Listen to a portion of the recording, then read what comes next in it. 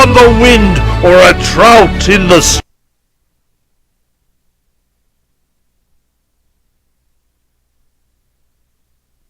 stream. But what happens if drivers don't?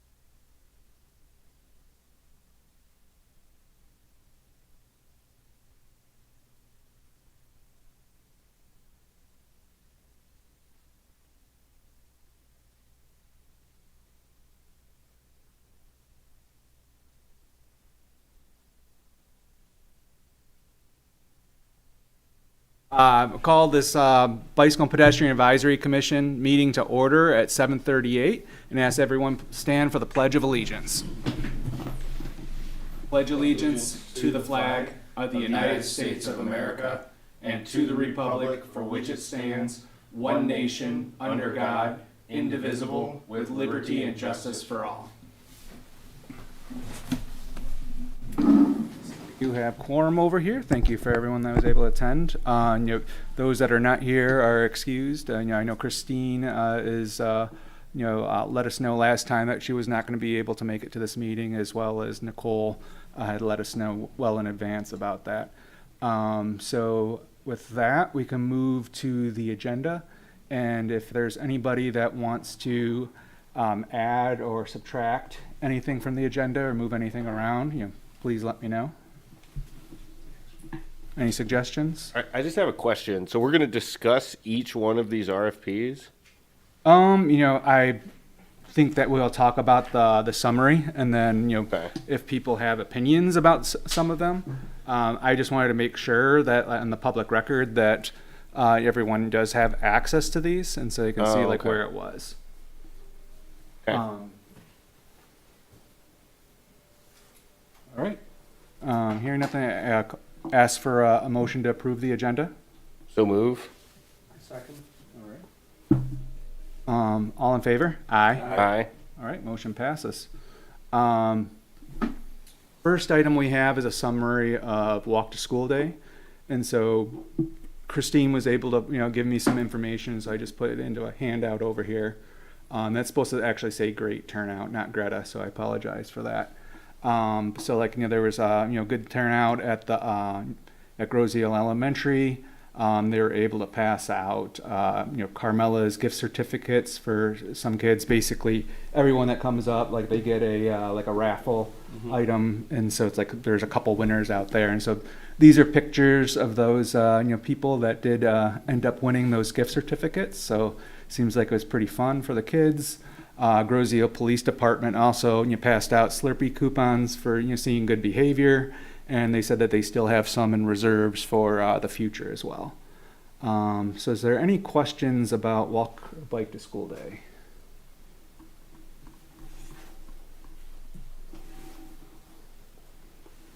Alan, did you have something? I just saw you use your mic, so just No, wanted to I did double not. check. I do have one question. How did it go? Basically, because this is a new year where they just responded to one school instead of two, and I hope that it went smoother. They did make the adjustments at the intersection, and I hope that it made a difference this year. Yeah, I think we need to reach out to them to hear. I haven't heard otherwise, so I guess no news is good news. Yes. But it'd be good to find out if there's anything that we could do better in the future.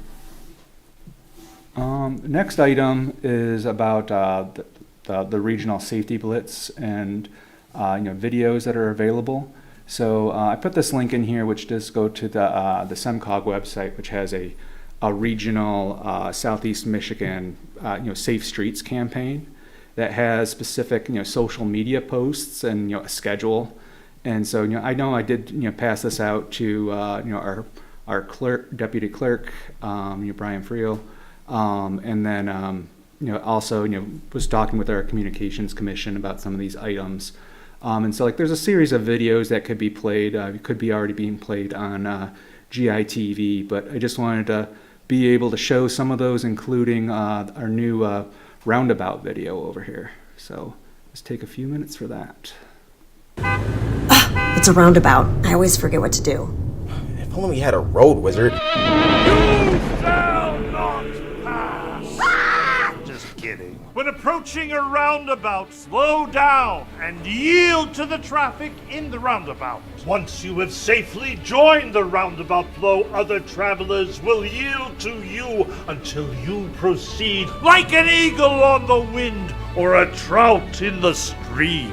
But what happens if drivers don't yield? The consequences will be dire! Kidding again. Likely some form of minor collision, but much less severe than a full-speed crash in a traditional intersection. So roundabouts are safer? Yes, that slows down traffic and reduces congestion. You also need to yield to bicycles and pedestrians to keep everyone safe. Yes, but I'm the road wizard here and I do the talking. Give me that. Be safe and remember to yield. Was that real? It was to me.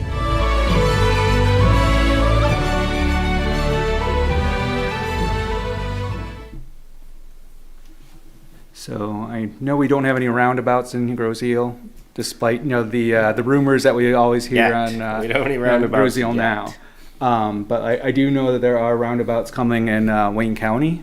So over in Northville, they have 2 of them going in later this year or early next year, and so I think there is going to be a little bit changing. And I know as people commute across the region, they might encounter these more. So I just thought it'd be helpful to let people know about that, potentially air that one.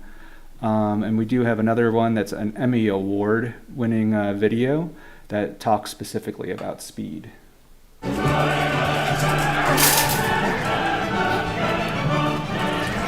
Can't be late to your own party. Hurry up! Hurry up! Ah! Do not cut me off. It's her fault. Her fault. Ah! You kidding me? Honk, honk, honk! Honk, honk, honk! Honk, honk! Late! Out of my way! Honk! I hate construction!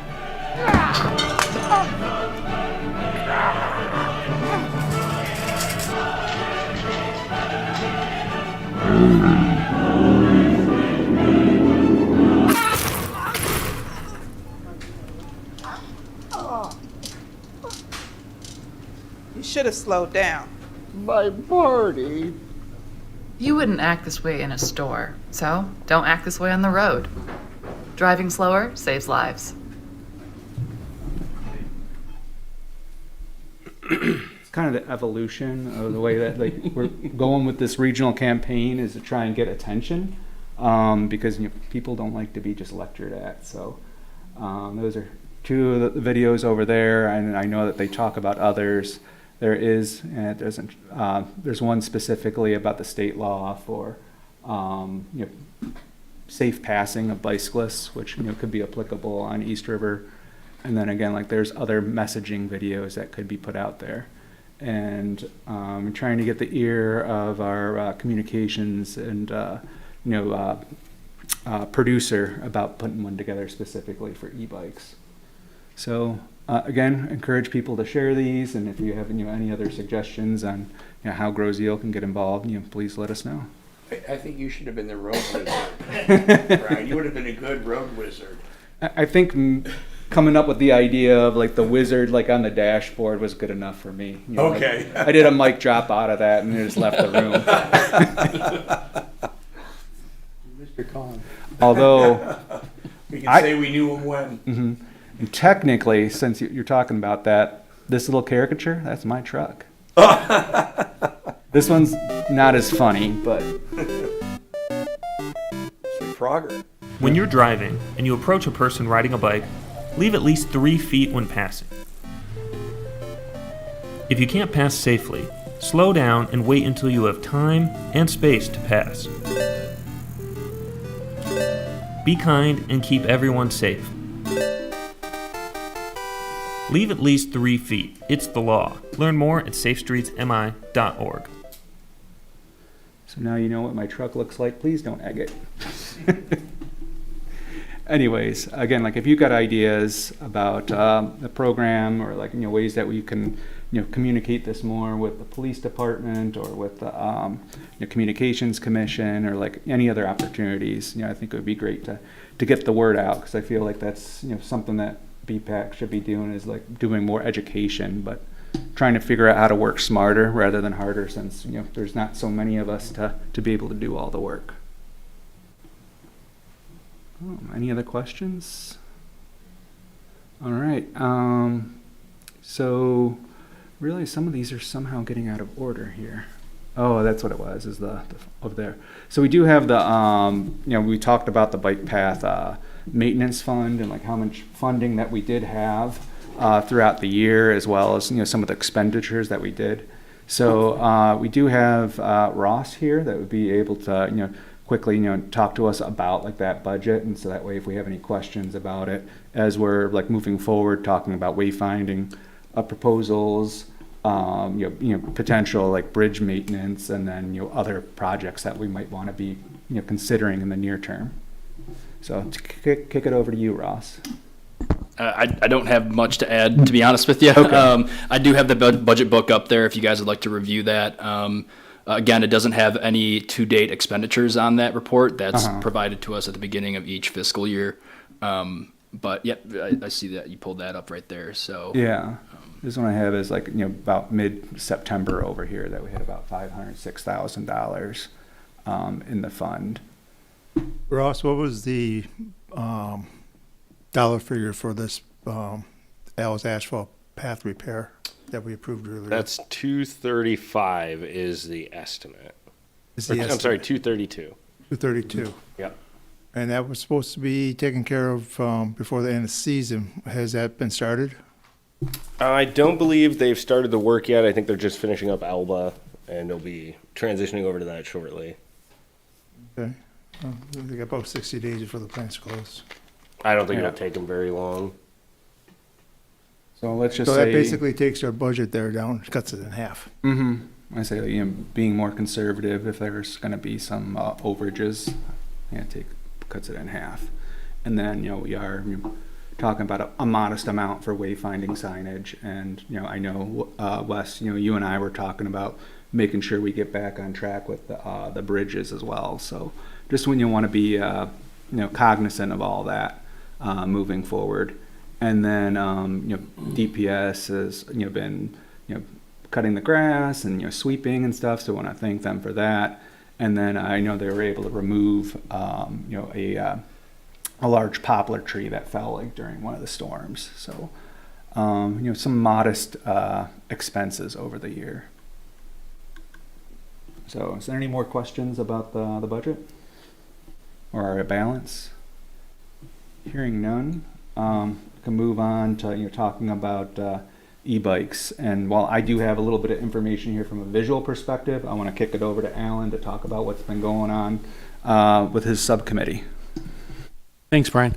Our subcommittee consists of myself and Nicole. Nicole couldn't be here tonight, so I'll hit some bullet points. We've been working in several fronts, collecting knowledge and trying to educate ourselves about e-bikes. There's quite a bit of mixed information out there, so we've tried to collect as much as we can to define what e-bikes are, and even bigger issue to us was the fact that what isn't an e-bike and how do we regulate those. So we're working on that. We have studied the DNR's oversight of their paths and how they are integrating e-bikes into the use on paths. It's quite a bit of information, and we've reviewed that. We're going to start reviewing our current bike ordinance, which is grossly outdated, and we hope to bring that up to current levels. And also keep in mind that everything we do is going to be under annual review, and we will adjust our oversight hopefully annually to adjust to the change in the e-bike revolution that's happening. It's pretty fast moving, and it's actually quite hard to keep up with. Was that pun intended? Very fast moving? Yes, absolutely. And so as we get information, we hope to start to coordinate training for the public on the use of bikes and what their regulations are, and talk about a lot of different things to first identify what they're riding and what the requirements are, both through a size of bike, power, age, where they're going to use it, be it on the road or the bike path and the soft trails. So there's kind of a lot of mix in this, and we've acquired quite a bit of information. Now we're going to start putting in order to disseminate it and to start integrating it into some type of oversight on the bike path. There is present oversight right now. There are state laws and other regulations to control some of this, but it's not a lot of oversight, and I'm sure with the growth of the e-bike revolutions, what I call it, because it's just booming right now, we're going to be able to put together hopefully a very good useful ordinance that we can regulate use of the e-bikes on the bike paths and on the roadways and on private property. We'll give you all that information and where, when, and how to use them. And so we're still working on that. It's going to be a while. Right now we're going to start working on our local ordinance. We don't have an ordinance to control e-bikes, and all that has to be developed and implemented. So that's where we're at right now. Hopefully through the cold weather, it'll give us time to really completely organize our oversight, and hopefully by next summer it'll be in order, and we can start referencing it if we need it.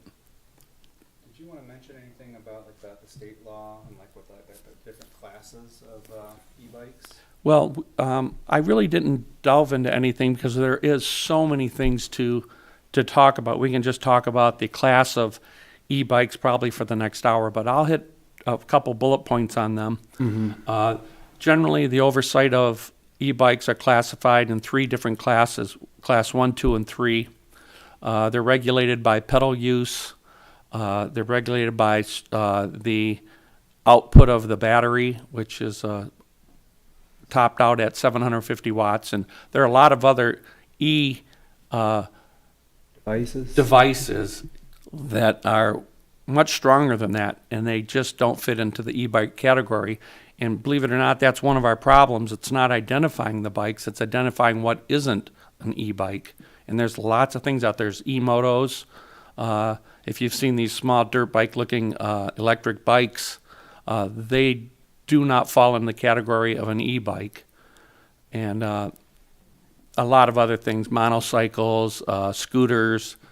There's several other categories that kind of fall into a gray area, so we have to be able to disseminate what's an e-bike and what isn't. So if we were to just look at e-bikes, we have to remember there's only 3 classes of them. There's class 1, which is a pedal assist bike capable of reaching speeds of 20 miles per hour. That's a vague description. Class 2 would be any bike that is throttle controlled only that will travel up to 20 miles per hour. And then class 3 is a throttle controlled bike that reaches speeds of up to 28 miles per hour. Why these speeds are set at what they are is kind of unknown. We don't know how they came up with 20 or 28 miles per hour, but that's the standard. So anything above 28 miles per hour maximum speed takes it out of the e-bike category, and it's defined as something else according to what it has. If it has a seat, I think at that point it's a moped or a motorcycle. Exactly. Right. Well, so but anything faster. I mean, we don't allow mopeds and motorcycles on the bike trail. So anything. well, actually, some of them don't even fall into them to the moped category because they don't have headlights and turn signals and brake lights and. So they're the just things- illegal mopeds then. Right, they're just a kind of an other category. So It's operating in this gray area. Don't you have to have some type of registration for a moped? Yeah. So Not quite a license plate, but a sticker of some sort, right? yeah. a placard. And placard. you either have to have a valid driver's license or a moped-specific driver's license. So I get it. I don't think this is. I think it's a complex issue, but I don't think it's that complicated. You know, there's 2 types of e-bikes that can probably safely ride on the trail, and that's type 1 and 2. Type 3 mopeds and motorcycles probably can't. Like if you can go 28 miles per hour and you have a 750 watt motor, you can ride on the side of the road. You know, you're not going to ride a pedally bike 28 miles per hour on the trail. You destroy yourself. You know, Alan, I have a question. Do you have any idea what is the most popular? Like, what are people purchasing? Well, that And you may not know that, but I think that falls into different demographics. The older riders like something that they may not have to pedal, which might be a class 2 bike or e-bike, and the more simple bikes that you have to pedal to engage the power fall into the category class 1. So it depends on their needs and how they're going to be using them, where they're going to be using them. And then you can get into exotic bikes that are like delivery bikes that have big baskets on them. And we had discussion yesterday at a meeting with SEMCOG with Andrew from Michigan League of Bicyclists, and he stated that there's actually a huge problem with the bike racks because they're not equipped to handle e-bikes that take up a lot of space. So there's an opportunity to maybe install e-bike racks that allow you to lock the bike up, and some places even have chargers on them. So there's a lot to consider there. It's moving so fast, I think that everything will be different in a year or two. So is the state of Michigan looking at regulating these rather than having this patchwork of that's where we're at right regulations now. among communities? The DNR kind of oversees the e-bike issue simply because they're the ones that have oversight on most of the paths, Sure. you know, in the parks and the camping areas and, you know, the riding areas that the state oversees. It's not necessarily towards streets, it's towards trails. And they have set regulations that a class 1 e-bike can use the trails. A Class 2 can use the trails if they get a permit that's provided free showing that they have mobility challenges, similar to a handicap parking permit. And then they're allowed to use the trails also, but they do forbid the Class 3 from using the trails simply because of the speeds they're capable of. So 20 miles is their limit, Yes, no it matter is. what, on the state trails. But is what- keep in mind, that's almost 30 feet a second. Oh, yeah. No, So, I get mean, it, it's, Yeah. you know, It's it can be clipping along. dangerous. But, And that's typically like the max that you would see like a shared use path be designed for, like our bike paths. Yeah. Like, you know, the average person, riding an acoustic bike is generally leisurely traveling about like 10 or 12 miles an hour. one of the concerns is how they're interacting with the bikes and the pedestrians. And we don't just have to consider the e-bike, we have to consider the impact they're having on, coordinating with pedestrians walking on the path. And that comes with education. We hope to touch on that too. We hope to incorporate training. We have spoken to several other communities in the area, and they may be interested in coordinating training classes. So we're not providing all of them. We can share with each other and maybe provide even more classes. So that's one of the things we're working on. So where's the working group at, right? What's the sit rep on the subcommittee? Right now, we've collected a lot of information. We're starting to disseminate it, and we are going to start evaluating our local ordinance, which is grossly outdated. It's more than 30 years old. I don't think we have it. You mean just the cycling ordinance? Right, the bicycle okay. ordinance is Township Ordinance 34, if anybody'd like to review that. Okay. And it'll become quite apparent that it needs updating. And we'll do that. And then we'll also add definitions of certain things in that ordinance. And then, of course, provide a undetermined ordinance. And then it'll also be coordinating with state law. And, that's primarily the oversight is going to be established law that's already out there. Well, But I as think those laws change, we have to incorporate those as they change into our ordinance. The township supervisor gave BPAC a mandate to make a recommendation, right? Not write ordinances, not define e-bikes, like make a recommendation. If we need to define an e-bike in it, go ahead, but I think that there's a definition, right? There's class 1, 2, and 3, and there's mopeds and motorcycles. So we just need to tell the township what ones we want to allow on the bike trails. I think that's... And it could be also like, hey, you probably want to go in and like update stuff in your code, but like we don't need to go in and like craft the specific language. Yeah, we just need to make a recommendation to the township board on what kind of ordinance the board needs to have to regulate these e-bikes. And it seems pretty simple to me, like we're going to allow, e-bike class 1 and 2, e-bike class 3, it goes to the road, right? Mm-hmm. Same as mopeds, motorcycles, and you see it with like the road bike riders, right? Good road bike riders ride 25 miles per hour all day long, right? They're not on the trail because it's dangerous, So I think we can, let's not get too much mission creep going and decide we're going to do a whole bunch of stuff that we haven't been asked to do and that may or may not be in our lane. We just have to make a recommendation to the township board on what we would recommend for the bike trails, right?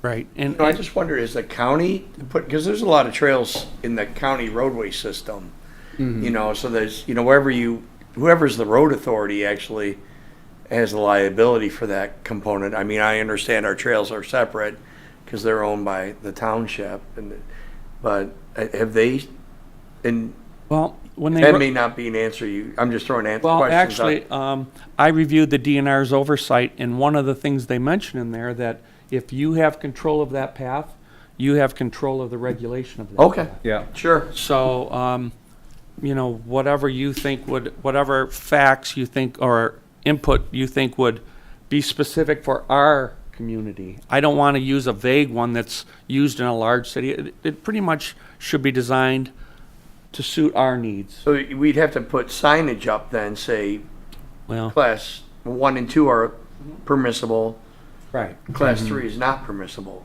And that I think is going to be something we carry on after this is all done.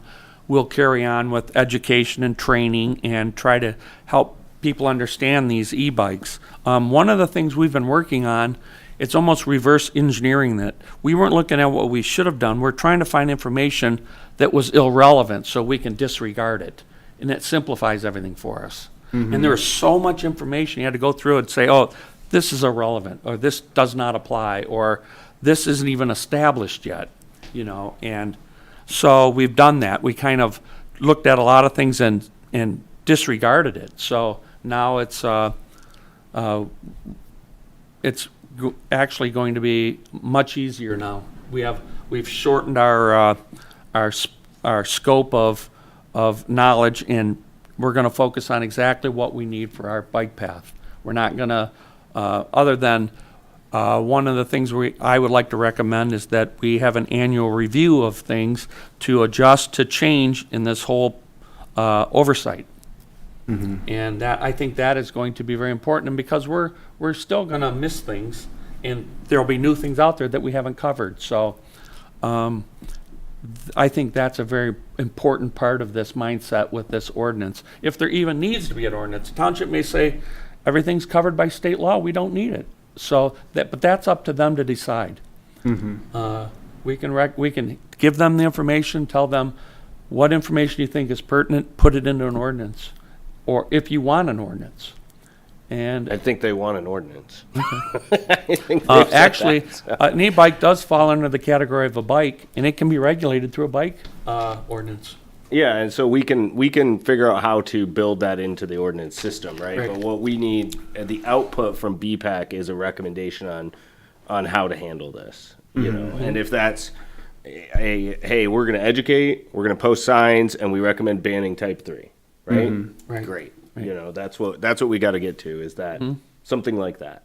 Exactly. And I think we also need to define what isn't an e-bike, so we know, at least for our police officers, so they can say, you know, that falls in the category, you're not an e-bike, you're not a bike, you know, and so we can, you know, deal with what we don't understand. Yeah, and I think those kind of issues come up through the police commission, right? Like, hey, the other day we pulled over a unicycle. You know, like, well, okay. Is that true? No. Okay. It didn't have a seat on it, though. So yeah, so it's not a bicycle. I mean, they'll handle stuff like that, right? So that's kind of where we're at right now. Nicole is out of town. When she gets back, we'll sit down and I'll send everybody the local ordinance, and you guys can look at it and just review that. And that's our starting point, and we'll put definitions in so people understand what a class 1, 2, and 3 are, and then we'll start educating them through the next year. I hope to have several classes. Gibraltar is interested in it. One of their sergeants is working with us, and he tried to get a handle on it, and it was so gray that he really couldn't put an ordinance out, or he had to refer to state law. That's the only reference he had. So, and he agrees on the training. He thinks it's an important component of this. The education of parents. So the parents, you know, they're going to police their own kids if they know what to do. But if they don't know what to do, they can't police their kids on this. So if you have a class class 3, you can be on the road. Yes, you have to be 14 years old. Yeah, you have to wear a helmet. But the person can't be on the bike path. But they're fine to go on Meridian Road, to go to Lloyd's to get a cup of coffee or whatever. Right. Okay. And keep in mind, though, this is 14 and above. So it's not like it's a 8-year-old or a 10-year-old on a scooter going out into traffic. But, you know, that I want to be clear about that. There's, you know, this is a class 3 is an advanced e-bike, and young kids aren't generally going to be on them. There's going to be a lot of kids that are going to get them for Christmas So this year. That gray area. So they're going to get these you know, a e-bikes. scooter, as you said, was not, you know, actually a bicycle because it doesn't have a seat generally. Like that's the reason why it's, you know, you're basically under pedestrian laws when you're on a scooter. Electronic mobility device, right? Yeah. So like that might be something to potentially look into the future. Is like, hey, is there some best practices as far as the scooters, which I know the city of Trenton experimented with the e-scooter share, and like I believe that they decided not to renew that service. And there's other communities that are doing that, so like that could be a different thing. But I feel like Jameson has said like, hey, at least in the short term, we might have a pretty good starting point as far as e-bikes versus e-motos. And then a couple of other things I want to say is we did learn that if you get a bicycle, an e-bike from a bike store, all they sell are like class 1 and class 2. And the battery packs that are a part of those, it's well below the 750 watt limit. And so again, like that could be part of the education, is like if you're not sure. Right. And then these manufacturers that are making these e-motos, that they're clearly mopeds, but like they're marketing them as e-bikes because then they have less regulation, and people don't have to have licenses if it's an e-bike. And so they're with marketing, that's never 100% true, and like so they're operating this way where they're marketing it to parents to give to kids, but yet it's not safe for little kids, and then it's not considered a moped or a motorcycle because the legislation that's put in place is based on internal combustion engines, and so it's defining it that way. The class 1 and class 2 always have pedals. Yes. Right? Yes. They might have a throttle, might not have a throttle, might go up to 700, or not 750, might go up to 20 miles per hour, but they always have pedals. And the class 3 are things like you'll see them around sometimes, like the Honda Ruckus. Yeah. Right? And little e-bikes where they don't even have pedals, right? It's just a moped. Yeah. They're still limited by 750 watts. And another key Yeah, point some is of them. I can, I know the Mercedes dealer has an e-bike that'll go like 80 miles per hour. So, Yeah. I mean, that's probably not 750 watts. It's an E-Moto. Yeah. So, another one of key the thing to things say is the pedals have to be operable. You can't just have them that they look like they're decorations on there, and they're basically Footrest. thank you. Yeah. yeah. Another thing we're going to talk about in our training, the public, is to evaluate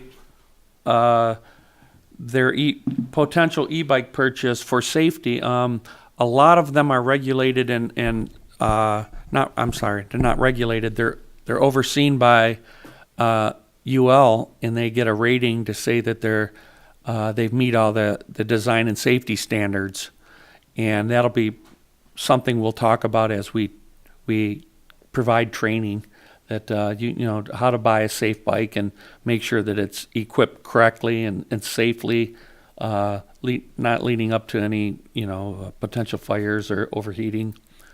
And so we'll have information on that also. There's actually a lot to it. Cool. Well, I think that was a very comprehensive update and discussion. So thank you. We can for your go work on hours that. and hours and hours on this. If there's not any more questions, we can move into the next topic, which is about the wayfinding proposals. So Ross, I know that you prepared a summary of those proposals, and if you don't mind, walking us through that, or like any of your specific opinions on the proposals, so we'd appreciate it. Yeah, definitely. Thank you. So I think this was probably about 5 months ago we went out for RFP. I can't quite remember. Yeah. It's been a while. We were trying to get that SEMCOG grant for planning assistance. Which we unfortunately did not get. But and I did reach out to the Community Foundation. I forgot what his name, Greg Yankee, I think his name is. Sounds right. Yeah, and I haven't heard back, but still pursuing grants on that end. But regardless, we received quite a bit of submissions back then. It looks like 8, ranging from $49,000 total project cost to upwards of $16,000 or so. I provided this summary of just my overall recommendation based off of previous experience with the township, overall product, that they deliver, that each company delivers to municipalities or to their clients. Some positives, negatives, and cost-cutting opportunities depending on what the commission's looking for. And overall, I said that Giffords Webster would be the best. They do a lot of trail planning. Giffords Webster also has an individual on their team that assisted with DDA projects, so they have familiarity with the township. The next was a close second, Manic Smith Group. And again, Brian, you could probably speak more about what each individual firm does and their capabilities, but Manic Smith Group also, I believe, does a lot of trail plans, and they came in at $50,000. Then MERJE came in at $59,000, and then Wade Trim at $76,000, and then it just kind of goes up from there. So I think that the top three, depending on, I know that the line item that we are looking to extract from for this project is at about $100,000. So I mean, I'm sure we don't want to spend that $100,000 on a wayfinding plan. I think that with the budget of around $50,000 or so, you guys would get a fantastic plan. And all of it has that community engagement aspect to it, where there would be public houses to inviting the public out to see what they would like to see on the trails, what type of signage, how it can integrate with the existing open space, the existing trails, and fit the overall character of the island. So there's a lot of that, and if you guys need to review the RFP, just to get a refresher on what the overall project is, I can send that out again. But I think we've been talking about this for quite some time. So yeah, I know that one thing that I wanted to make sure that was in the RFP, and it was not only simple like wayfinding signage, but like signage overall, as well as like looking at signage as placed like within safety along the paths. And so I know that Wade Trim did specify that. I did not see it in others, but like I feel like maybe I just missed it. So I didn't know if you saw safety in like Giffords Webster's or Manic Smith groups, or was it MGR or MRJE, I think. Yeah. MERJE, yeah.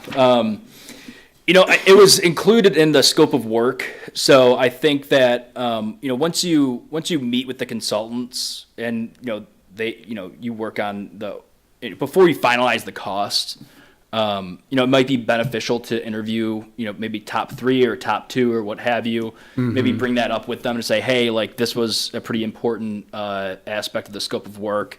Would this increase our budget, or does this impact our budget at all?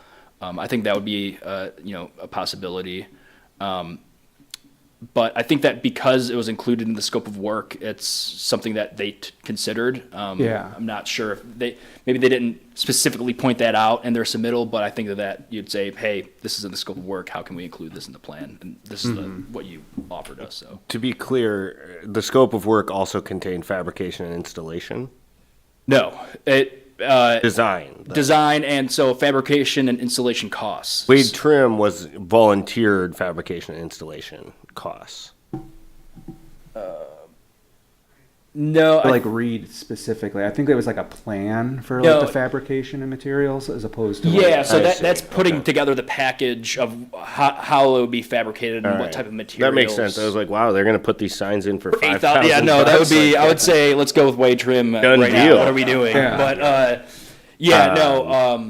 okay, that makes a lot more sense. And that's included in all of. I mean, some of them didn't have a cost breakdown like they had.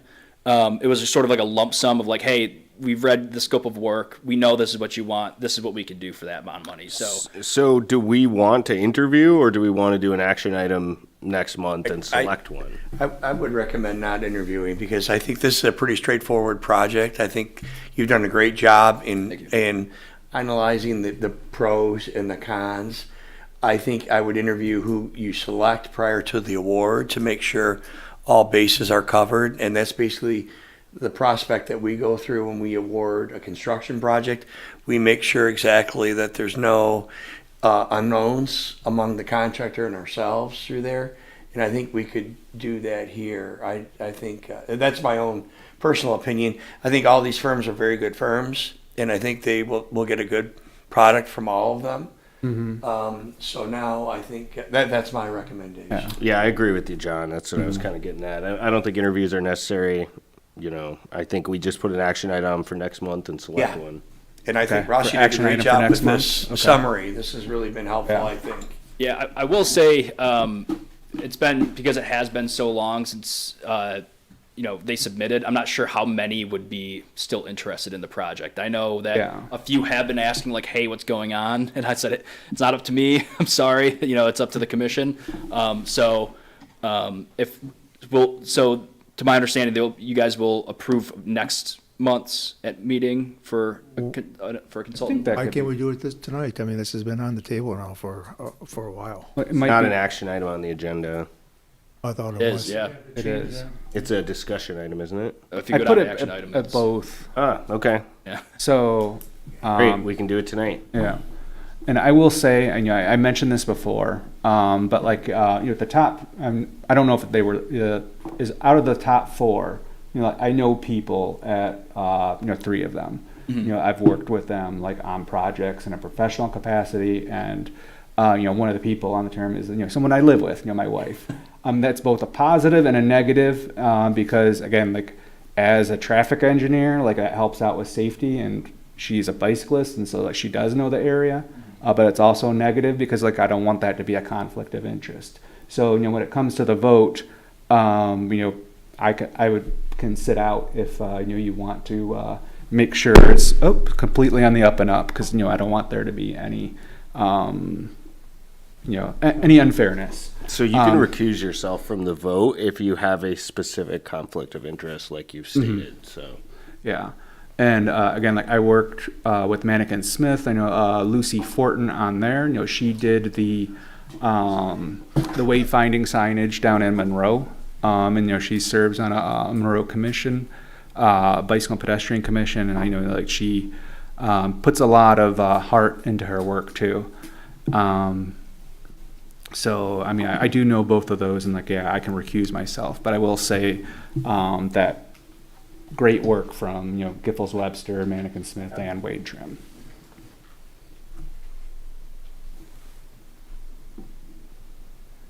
I guess what are other people's opinions? And have you read through the proposals? Was there anything that you specifically liked? Or To be honest, I really read Ross's summary. I mean, if I only read the summaries, then No, I looked at them a little bit, but obviously I know all these firms. I interact with all these people, and they're all good firms. So I don't see a problem. I would be very comfortable awarding it to Giffords Webster, because that's, I think, the lowest bid. I do think it would be incumbent, though, to, if we make that motion that gets approved, that we do have an interview with them just to make sure that all the bases are covered, and that, it's been some time that they have the capacity to do that, which I imagine they would, in that nothing's changed, and then it can go to the board at that point. And then you can say that we spoke with them after the action item, and we're comfortable with our recommendation.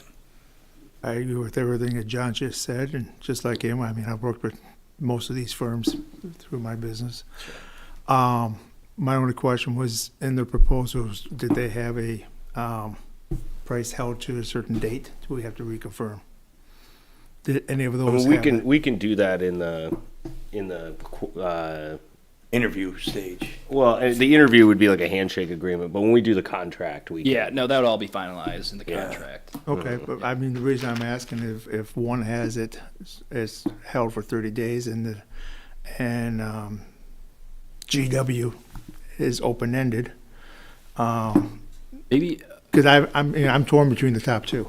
Yeah, I mean, I don't care either one. it should be that information should be included in their RFP submittal. So maybe if you could click on, because I think they're all in there, right? All in this. The packet. submittals, yes. Yeah.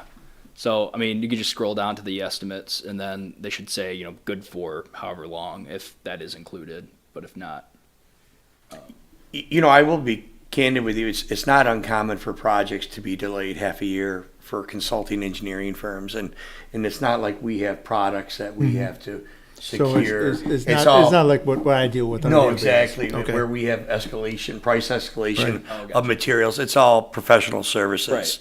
So it's pretty common in our industry to have projects delayed. Just open-ended. Okay. Yeah, so, Um, but I think it's worth verifying for sure with them. Yeah, but if that's the norm, then we would do it at the pre-award Yeah. scenario. I'm good with that.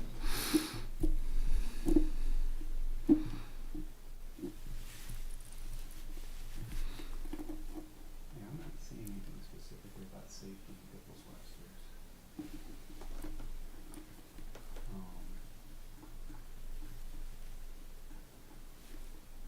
Trying to get to the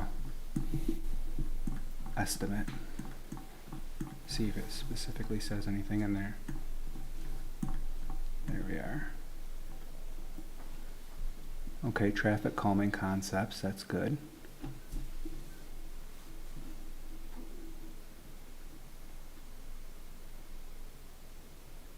Scroll up real quick. Like it was like a lump sum. December schedule of fees and billing rates. So, I mean, that's Yeah, it's through the end of the year. Yeah, that's pretty typical in our industry. Perfect. Like January 1, everyone kicks out new rates. If see what it said.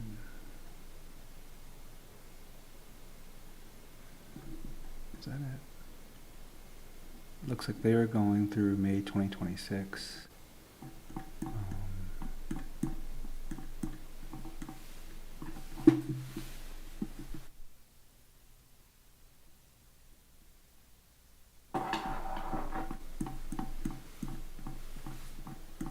I go past there's all this legalese there.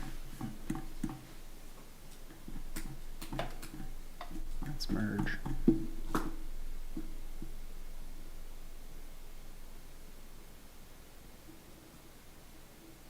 Must have done it earlier on.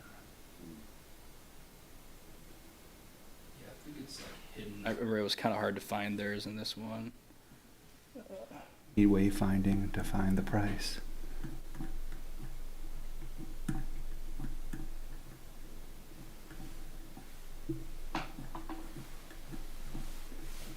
I think this one was lump sum too.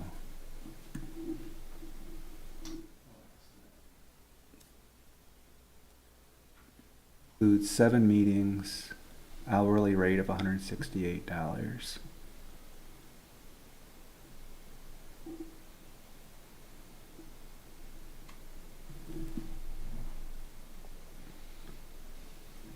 And do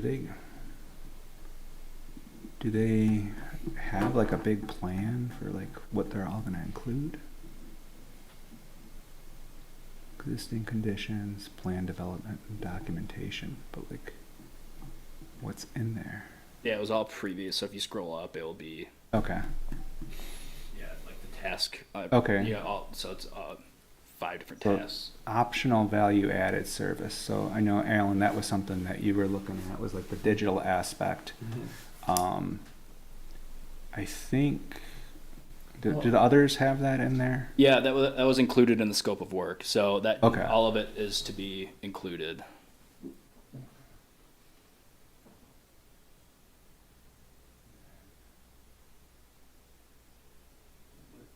You're referring to digital scan signs where they can scan it with their phone and provide That, or yeah, just rules and Yeah, and then online, and then basically. integrating into the township's website too. So that's what that additional value add is to go not just adding the QR codes to signs, but also integrating it to the existing township's website. next one was merge. I'm just gonna go this way.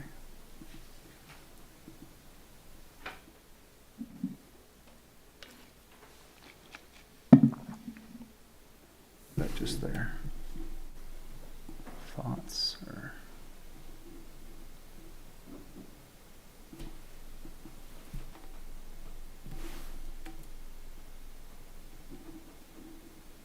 branding, water trail access, water trail wayfinding. Did they have land trail? 'Cause I just like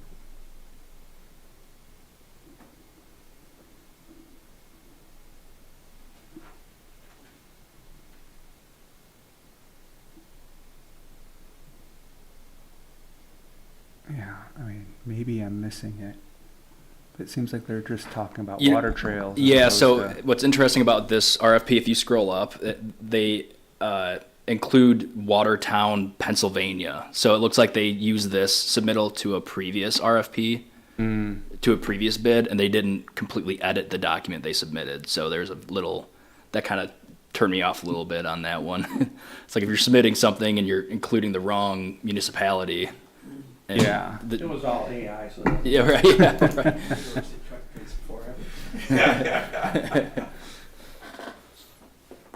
As a consultant, you hate when that happens. Yeah. I mean, Yeah, I sure. understand it. Like, hey, you gotta try and like do things quick. None of You these know, are you're not built getting from paid scratch. for They're all proposals. Yeah, Built upon each other. for sure, yeah, no, But- 100%, Yeah, but, you know, but no, you're right. it's like, It's a level of jeez. detail Yeah, that you yeah. want to see. Yeah, the belt line. I mean, that's pretty big as far as it's like the DeQuinder cut, but in Atlanta. Yeah.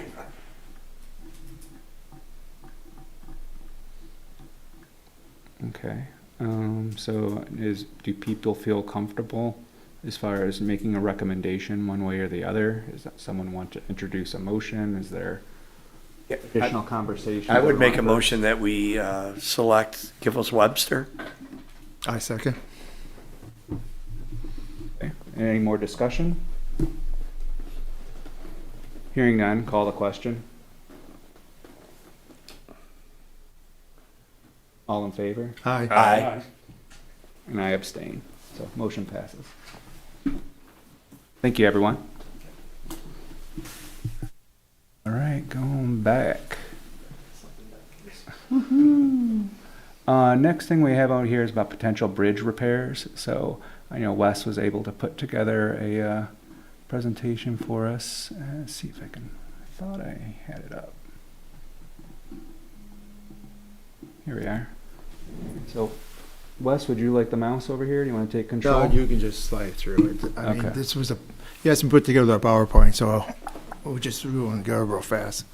The bottom line is that the thoroughfare pedestrian bridge is in dire need of a new deck, new top plate on the railing, and the original plan, the thing has not been touched since 2019 because of Wayne County's delay on the Meridian Road vehicle bridge. And so at this point, it needs to be addressed. There's some slides in there, if you slide down a couple, of just the type of shape that the wood is in. It's checked, it's split, grains are separating, it's coming apart. DPS so far this year has put 40+ man hours. There's the one. That's not a picture. Yeah, workmanship is not some of the greatest on what Wayne County did. Like I said, DPS has put together about 40 hours of plus of man hour and materials to just keep it functional because boards have broken and actually been falling through the joists. The top rail as it is that's just a danger if someone actually did run their hands through it. But it's high enough. It's built as a bike path. 1995 criteria is 54 inches high, so it's no one's really using the top rail as a handrail. It's just a barrier. If you slide down, let's see that slide right there. That's the marriage between the Wayne County project for Meridian Road that had to remove 50 feet of bridge and then tie back into it. The handrail design that they used was the current county design. The contractor didn't cut a corner there. It's just a very bad design that Wayne County has since got rid of.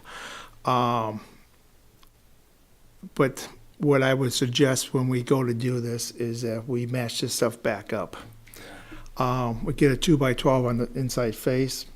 That 2x6 that's sitting there can be relocated to the back of the railing because there is no backboards on the spindles. And so having the spindles placed like that The only thing is keeping a delinquent from kicking out the spindles is one sharp kick, and they're broke. They'll come out, and you see there's a couple of them already broken loose in the pictures. There's one. So you put a back plate on there, that stiffens it up some. And then more importantly, the back plate on the top gives you an anchor point for that top plate that it actually has something to secure it more than just the post and the inside edge. You can actually secure it down, and it will keep it from lifting up, etc., like you're seeing this one by. The one by material is actually the raw material to use on the outside top plate like that. It's too thin, it's too southern yellow pine, and that type of dimensions is never going to hold unless you very securely secure it down. Otherwise it will lift up. And so we go down through there.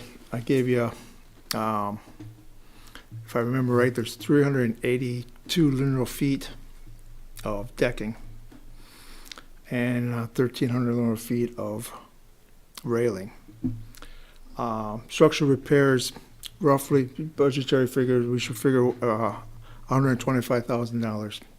With that is looking at putting a composite top plate on the rail, just like we did over on Grill Road.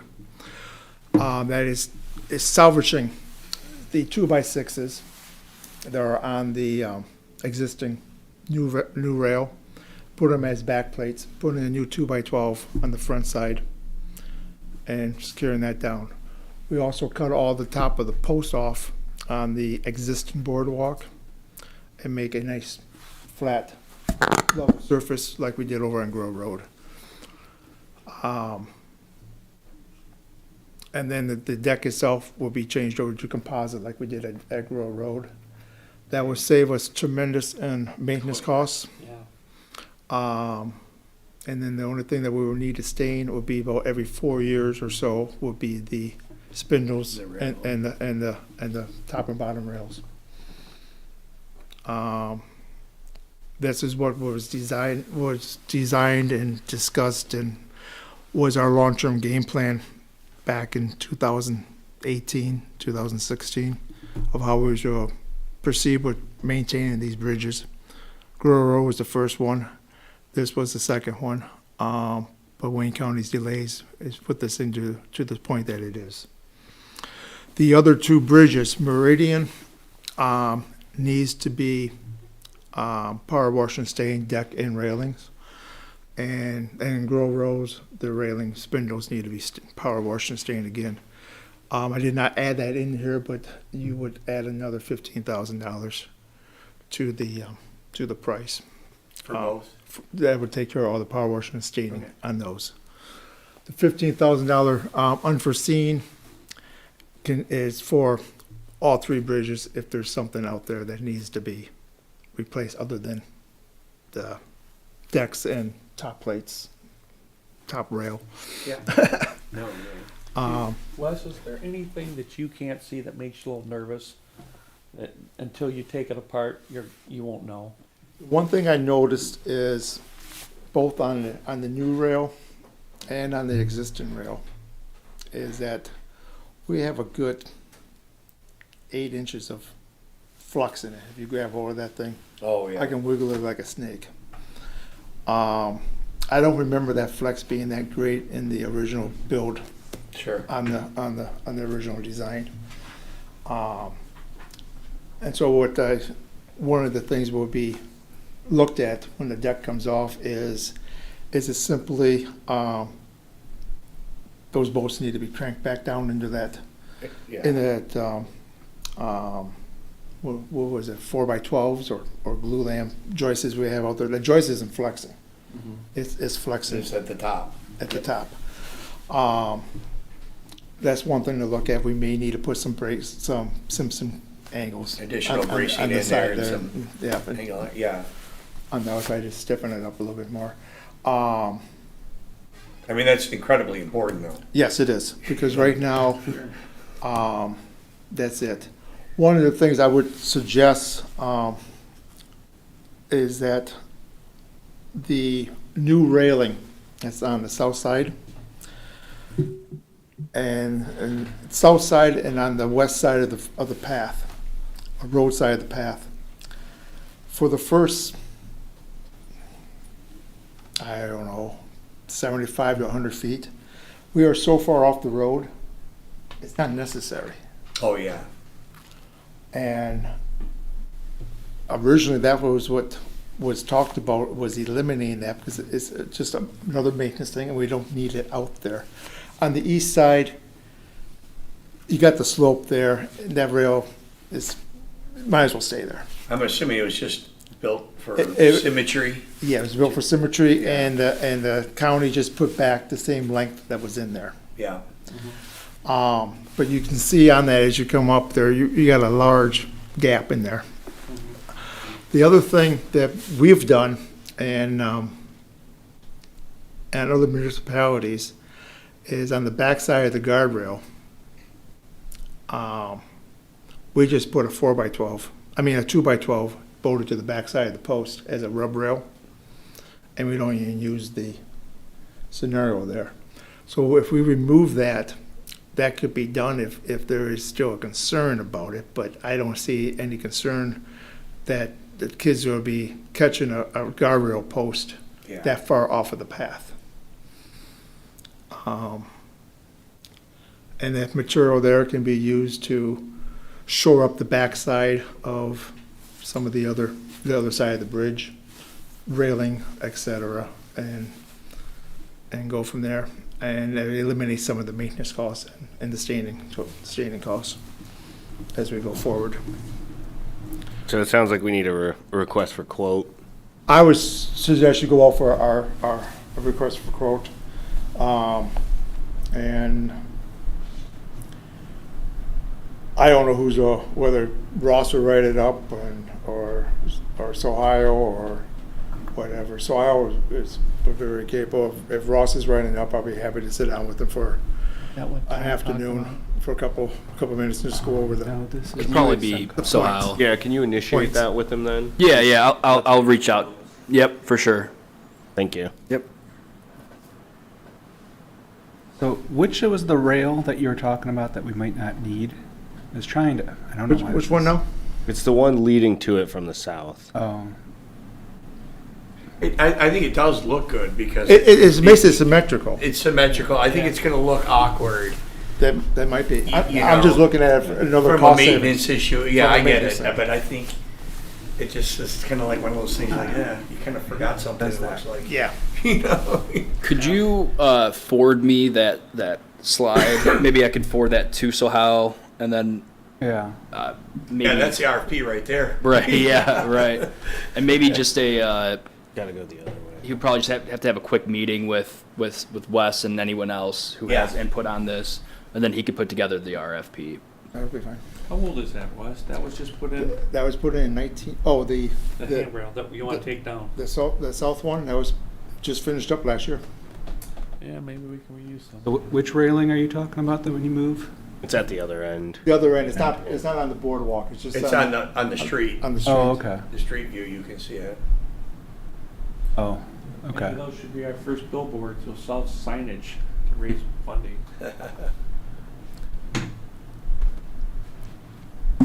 But that bridge is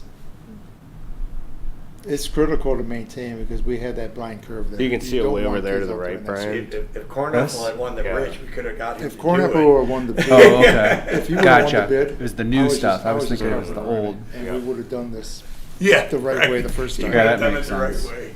And so he's saying just He put lost it by 80,000. Yes, he did. Out of 8.5 12 million, he was shooting. on this. Yeah, we both were. We were not happy about Okay. that. Cool. So, do we need any action on that? Do we make a motion to go out for? No. Okay. No, I mean, yeah, just general direction at staff, and I'll get the ball rolling. Okay. Thank you.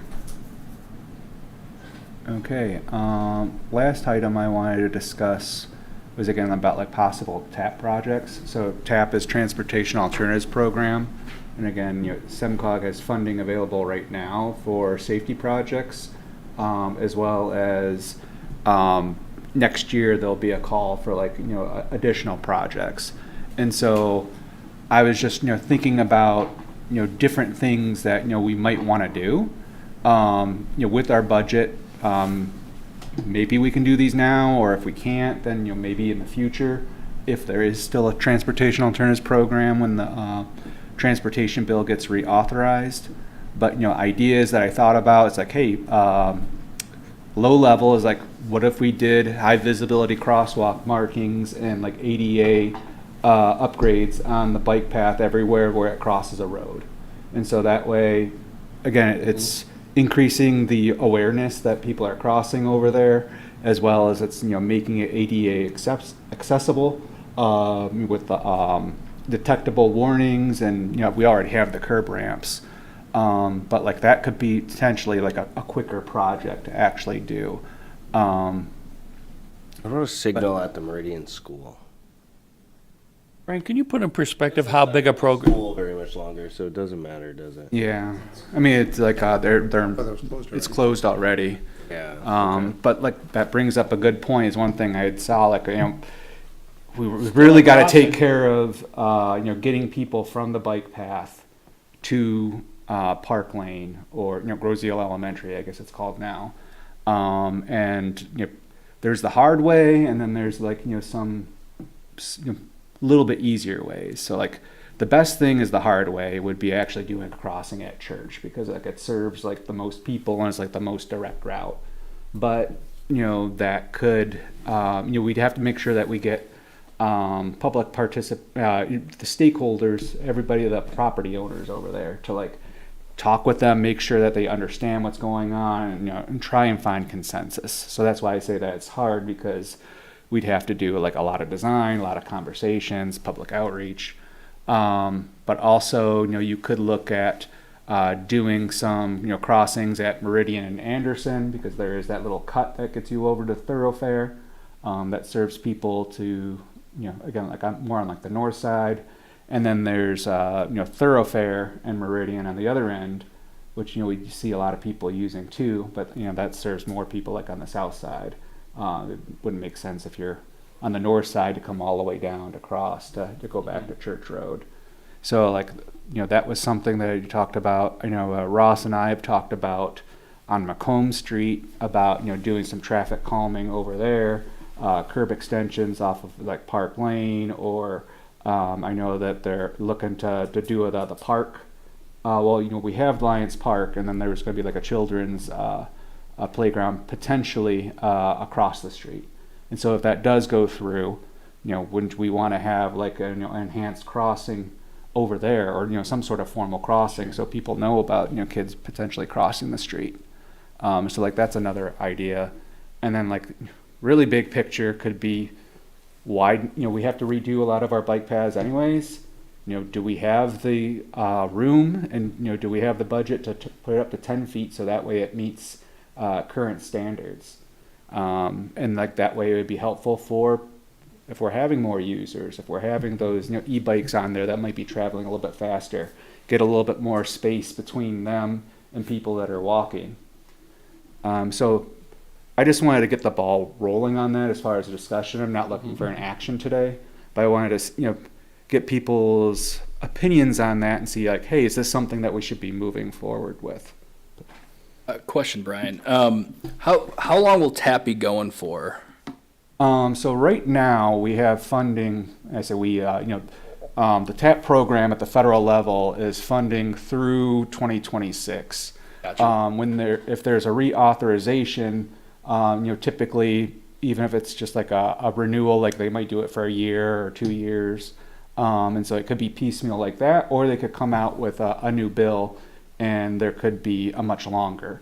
But I will say that SEMCOG is looking at projects for fiscal year 2026, which will be like next year in October. And then there's fiscal year 27, 28, and 29. Gotcha. Yeah, I think, because I tried applying for a TAP grant for Macomb Street for crosswalks, and all that sort of stuff, a while ago during the master plan phase. And they said, basically, like, we want to see like a integrated, like an actual plan. So I think that's, I just like had like mark some stuff up on Canva and like Photoshop and stuff like that. It didn't look very good, but I think that, when you go to apply for these things, at least to my understanding, you probably know more, but when you provide them with the plan, like the wayfinding plan, for instance, right? Like that qualifies you. That makes you a higher, qualified candidate for that. Yeah, I feel like if you're doing a sign plan, you have a sign plan. Now you want to like install it. Like that would help out with that. And especially like with the wayfinding plan too. Like they're going to be highlighting areas for crosswalks for different treatments. Along Meridian and along different crosswalks. So. And, the DDA is doing a streetscape design plan as well, coming up here in the next couple months. We awarded OHM for that contract. So, there's potential for partnership between BPAC and the DDA to do a joint application. So, from my understanding, they want to see those plans, and then, that'll help with your chances. And I will say that there's two different pots of funding. There's one that's, administered by, the MPO, and then, which is SEMCOG. And then there's funds that are administered by MDOT. And so I know MDOT is much more choosy and like the types of projects that they're looking at, as well as the amount of detail that needs to be included with a submission, in comparison to, what SEMCOG is doing. Still need to have plans, but like they could, if MDOT is requiring them to be at like 30% design, like we're like, hey, anywhere between like 10 to 20%, like get us enough so that way we have an accurate engineering estimate and that we can make sure that there's no fatal flaws with the project. Right. So yeah. Well, I think we should really, the church is the most dangerous stretch on the entire island. And I think if we don't take a stab at how to correct that, we are really missing our mission. And I don't think you can take a stab at doing that. I think we have to have a lot of public outreach with the neighbors, but we have to have a plan to show them. Like, you can't just walk up to them and say, well, we're going to do this, kind of do that. People are very visual. Yeah. And I think we should engage Ohio to kind of take a look at that and see what his thoughts are, and maybe bring Wayne County out there with him. And I think the new head of Wayne County, O'Day, is, I think, a very proactive person, and I think I just would like us to at least try, and if we get shot down, there's a reason we got shot down, and we can say, hey, but that's just, I kind of live over that area. That's really crazy. Yeah. Yeah, I agree with John. I think, are we just talking about a crossing though, or are we talking about a bike path or a sidewalk? A sidewalk going from because I feel like Meridian we don't need, to the thoroughfare canal, basically, to meet up with that sidewalk network. If we just did a crossing, we don't need a ton of community engagement for that. No. Right? Like, Correct. We just need Wayne County to give us permission to control traffic there and Yeah. install it. Talking about a sidewalk though. We could do a Sharrow too. It's a pretty skinny road. It's really skinny. There's not much. At least some markings would be better than what we have now. I think even a crossing is actually more liability for us, because we're promoting people to walk over there, and now there's nowhere to go. Yeah. And so I think, but I've always been, I did that hellish project to Safe Routes to School, but this was one of the things that just really irked me even back then.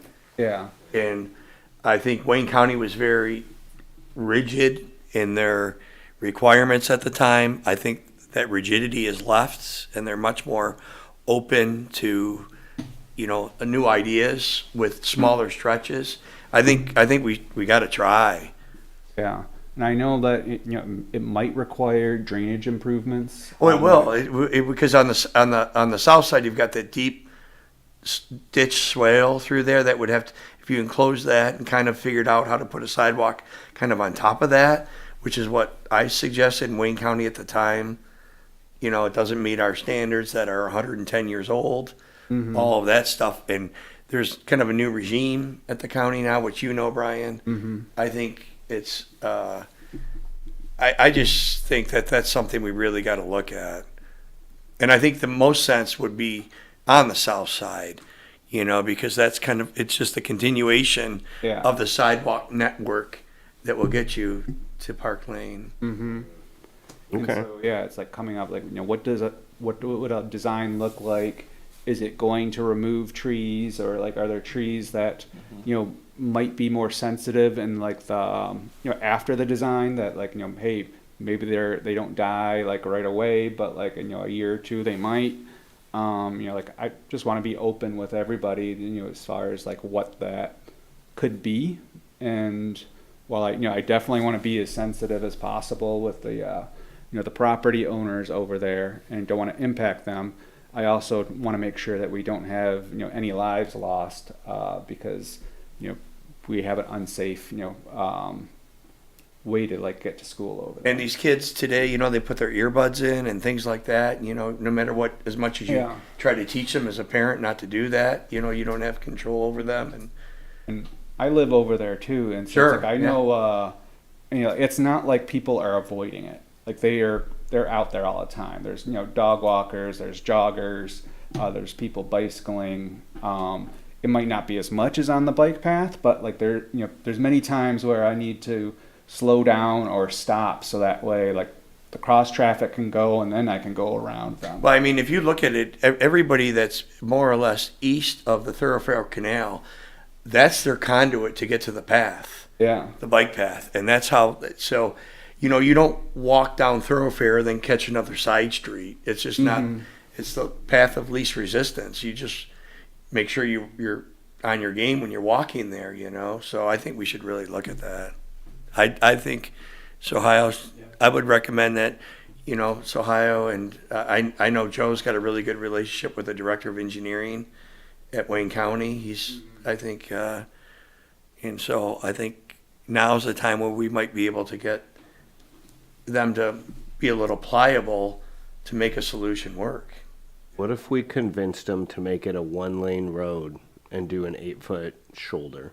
Well, I think that's, you know what? I think all options should be on the table. I mean, that's right, Jameson? Yeah. It wouldn't take you that far out of your way. No. You And do a widened shoulder and yeah. Yeah, because it's a terrible 2-lane road anyway. It's practically a carriage road. It was at one time. Yeah. So. Oh, if you get, I had my jet ski trailers, and you get two cars with trailers, you're like, oh my God, I think that is our hot spot. It is. It's the worst spot on the Any island. place on the island. Yeah. All right, that sounds good. We've already made the motion about the wayfinding signage. We've already talked about just talked about cost estimates for the sidewalk on Church. So that sounds good. And we don't need any action on the bridge repairs. That we're going to go out for potential bid on something like that. So with that, Jameson, if you have anything to report on from the township board perspective. Nothing specific that relates to BPAC, I don't think. No, I'm good. Okay. I have just two things to mention. The first is, they're both related, but I did end up talking to Eric Antelak yesterday. Okay. He's from the Downriver Link Greenways. And so the first thing was that, just to let people know, is that they were able to secure funding for potential bike lanes on Jefferson from Elizabeth Park up through Wyandotte to connect to E-Course. And so Cool. We're going to have bicycle and pedestrian connectivity within that corridor, which is great. And so that's that, along with the gap filling that they were doing before, is we're going to have some excellent connectivity within the corridor. And the other thing is related to that gap filling, which is part of our Bellevue project, is that that project has been obligated. Construction engineering has been secured. They're looking at December 5th for a letting, and they're approximating about 50 days or less as far as for the bids to come in.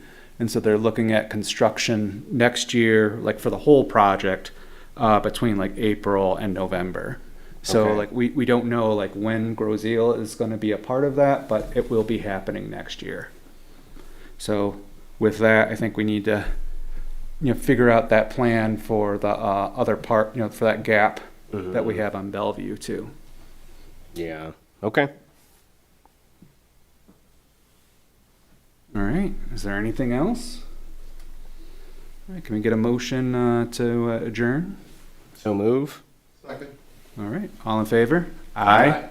Thank you, everyone. Walk, bike, drive safe.